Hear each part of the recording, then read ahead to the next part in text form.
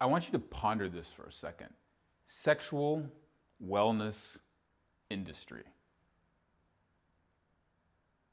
Well, sexual wellness, you would hope, would be getting you in touch with your own body, your own creativity. Industry, it sounds, I don't know, I see like this industrial line of like kind of pounding out cars and, Henry Ford and this assembly line. I mean, that was the big deal during the Industrial Revolution, was the assembly line. So the sexual wellness industry, to me, makes me think of this sort of chain, almost like frankly, that's what made McDonald's thrive, was that they took the industrial assembly line and applied that to making food. Guaranteed to be the exact same every single time, no matter who goes in and does it, and then we can train them within literally 5 minutes because it's just about a beeping machine, dipping it in the fryer, pulling it back out, putting it in front of the person, and it tastes the exact same, even looks the exact same every single time. So, sexual wellness industry. To me, it doesn't really seem like it gets you out of some of the things that we're trying to avoid, which is the routine. Now, this is a multi-billion-dollar industry. This is growing at an extremely fast pace. Let me see in the comments what you believe are the top 3 sellers of that sexual wellness industry. I'm going to let you all think about that. You can do your own research. But I'll tell you this part here. The sexual wellness industry top 3 sellers are giving you solutions for what are internal challenges, which should really put you more in touch with your body, that are frankly external to yourself. You might be surprised.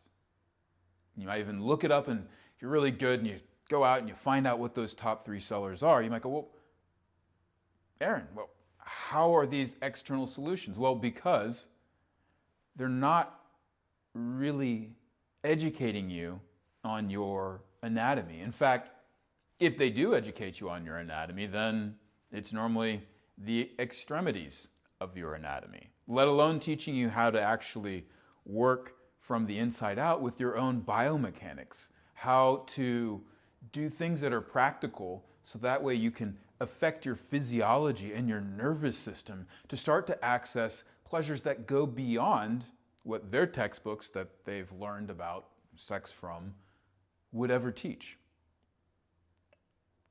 And the thing is, if you don't have the results that they tell you about, then they say, oh, you know what?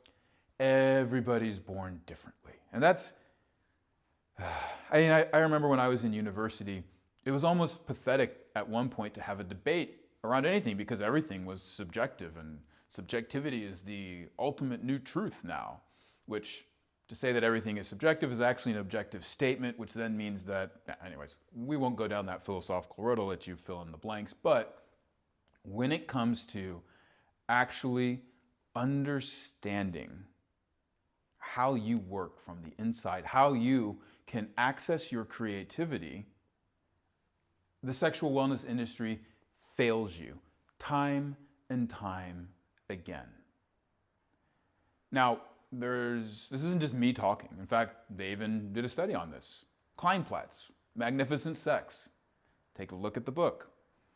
She is actually putting it out there that categorically could find out who was not having magnificent sex because they were actually going to sex therapists. Now that to me was actually quite like, whoa, really? I mean, information's good, right? We want to have more information. If you're not having a conversation, well, it comes out that if you are giving prescriptive solutions, and by that I mean do A, B, C, D,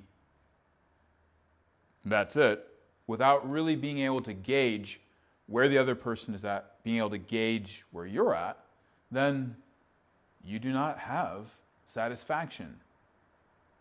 There is another study done by, I believe it's Bridget Freehart and Cindy Meston from Austin, Texas, where they're actually looking at biological or physiological synchronicity.